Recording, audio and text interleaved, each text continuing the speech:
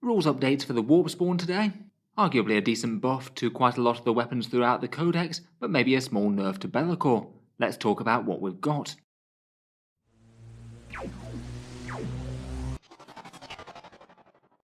Hello and welcome back to Auspex Tactics, where today we're talking demons, and we're going to be looking through the rules update that Games Workshop just gave for them.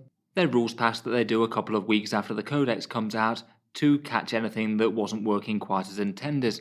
As per normal, I wouldn't necessarily expect any sort of balance changes at this point. If they choose to do that, that'll either be in the balance data slate or the points updates when they come with chapter approved, if Games Workshop do feel that certain units are too strong or too weak or anything. Currently Chaos Daemons seem to be on the upper end of the competitive power curve, maybe not literally the strongest army in the game, but they seem to be holding their own against some of the top armies. Definitely a challenge to overcome when they stock up with some of their best units. In any case, the Codex did have a couple of areas where it wasn't entirely clear what Games Workshop meant, and maybe a couple of places where it was clear what they meant, but perhaps didn't quite write the rules tightly enough, so you could argue that they could be interpreted in a different way. Perhaps the biggest change comes to their Malefic Weapons, but there's also a fair few other minor things and corrections, and actually a direct nerf to Be'lakor as well, which I didn't necessarily expect. Let's look through the changes, why they might have made them, and how it might affect the Chaos Demons going forward. So first up, let's focus on this Malefic Weapon change then. Malefic Weapons are a unique demon weapon type that's only available in the Codex, and it basically represents all manner of different extra attacks that certain models get, whether it might be extra claw weapons with chariots or something, additional weapons that greater demons could hold, retinues of models on the bases such as the attendants for the Great Unclean One, or certain demonic mount attacks such as the Bladed Horn on the Juggernaut, or the Proboscis on the Plague Drones. They're perhaps not massively uncommon throughout the Codex, really quite a lot of units do have them, but it's certainly not everyone, and quite a lot of units don't have them entirely. I did maybe find it just a little bit weird that they decided to call them out as their own weapon subclass. I guess there are a fair few of them within the Codex, but there's quite a lot of armies that have units that get additional flat attacks on top of their standard ones, but they don't get an entire extra weapon type to differentiate them. For some reason, Games Workshop decided that the Malefic extra attacks would get a bit of a bonus, basically being unable to be modified in any way, so for example ignoring hit roll or wound roll modifiers, which to me actually seems kind of unusually powerful for kind of bonus attacks rather than the main attacks of the model. I'm not 100% sure why they decided to go down that route, but it did leave a few people with some questions as to exactly how it worked, say for example whether or not it worked with Armour of Contempt or damage modifiers like Death Guard's Disgustingly Resilient, and to my understanding from a rules of written perspective it technically didn't work with them, due to them being things that modified the attacks of the weapon rather than the weapon's characteristic itself. There were also a few other examples in the Codex of weapons that modified malefic characteristics which technically you weren't allowed to do, say for example the Slothful Claws and the Bladed Horn. To sort out this small mess, basically Games Workshop have clarified that yes, malefic weapons are about as powerful as you could imagine them. Anything that modifies the characteristics of the attacks also doesn't work against these things either, so it means that the malefic attacks get to punch through things like -1 damage or Armour of Contempt without suffering those debuffs. It's a fairly big deal for models that have a whole ton of malefic attacks, say for example the Keeper of Secrets with the extra snapping claws, or the Tzeentch Herald that's mounted on a chariot. They get a bunch of fairly potent screamer attacks. If you were say fighting something like Death Guard Plague Marines that have both of those modifiers in play, then now go straight through that armour really quite a lot easily. On top of that, they did also write some specific exemptions for the Bladed Horn, saying that you get the +2 strength on the charge for the Juggernauts, and the Slothful Claws getting the +1 damage. Those two kind of made sense really, as if you were arguing that the Malefic weapons wouldn't get modified by those things, then they basically wouldn't have got any effect from those rules on their profile, which wouldn't really have made much sense. I guess it is fairly handy that Games Workshop fixed the get out clauses of the rules. It seems to me probably how it was intended, though I think there was some room for interpretation. Overall, it does mean that Malefic weapons are going to be unusually powerful against things with negative modifiers, things like Armour of Contempt, -1 damage, -1 to hit and things.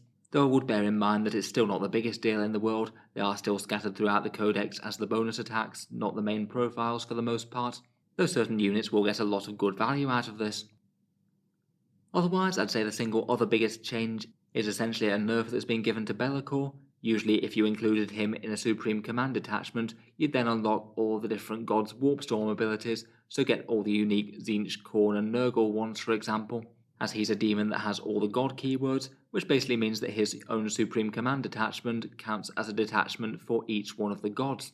It maybe did feel a bit surprising that you didn't really need to commit very hard to, say, Khorne Demons if you wanted the Khorne Demons powers, for example. It does seem that this was kind of unintentional by Games Workshop, as they've added the Supreme Command detachments to the list of detachments that don't count for unlocking powers. A small nerf to Be'lakor overall, but in general he's going to remain absolutely fine and one of the standout units in the Codex. On the other hand though, they did clarify that he can indeed use 1 CP to get Pestilential Inspiration and know all of the Nurgle powers in the discipline for a turn. Not 100% sure why this one needed an FAQ. It seems like he could rules as written, and they've basically just confirmed that. It does mean that he could flex into various different Nurgle powers if he could spare a CP. Some of them are pretty decent, and that could give him a bit of backup if he doesn't want to cast anything from his own Noctic discipline. Otherwise, besides the changes to Be'lakor, most of the rest is slightly more minor stuff. They've slightly reworded the Brass Stampede stratagem for Khorne mortal wound impact hits from Juggernauts and things. I think perhaps the original wording meant that it sounded like you were capped at just D3 mortal wounds or just D3 plus 3. Now they make it absolutely clear that it is per hit that you roll that 6 or 6 plus for, though overall it's still not going to generally add up to enough mortal wounds to make the stratagem worth it, in my opinion, most of the time. Otherwise, the Armour of Scorn was another one of those ones that modified something that was unmodifiable. In this case, it gave you a +1 to your save against damage 1 weapons on something like a Bloodthirster. As demon saves were unmodifiable, rules as written this technically did nothing, though it was kind of clear what it meant from the get-go. A little bit of extra durability there, but in general the biggest demons don't usually have to fear damage 1 weapons quite as much, not compared with other high power anti-tank stuff. Otherwise, they've said that Celeste can indeed take their Warlord traits despite having the Herald tag. Usually Heralds are forbidden from using the Warlord trait that they get, but I guess this is to represent that they're a fusion of Demon Prince and Herald rather than just one. And finally, they did just add a clarification about replenishing models from horror units. Say if you had one horror that split into 2 blue horrors, then it regenerates due to the Warp Storm ability. They do say that it basically can take the unit above its initial starting size, so you could have one horror that splits, and then the pink horror is the one that comes back, as opposed to anything like blue horrors or things. Again, I suppose it would have made more sense to try and regenerate the pinks rather than anything else. They are the biggest, toughest and most valuable models after all. So overall, good to address a few obvious bugs in the Codex. The Malefic Weapons one is quite a nice buff for demon armies, particularly any of the units that actually have decent and meaningful ones.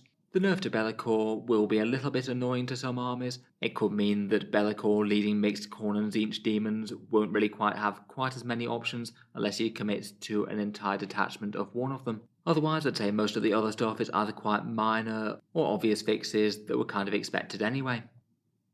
Let me know your thoughts though, or if I've missed any implications of any of these down in the comments below. I'd be interested to hear if that would make you any more tempted to take Be'lakor in or out of a Supreme Command detachment, or whether you think it'd be worth shifting around detachments to get pure Khorne or Tzeentch ones if you did want to have their unique Warp Storm stuff in play.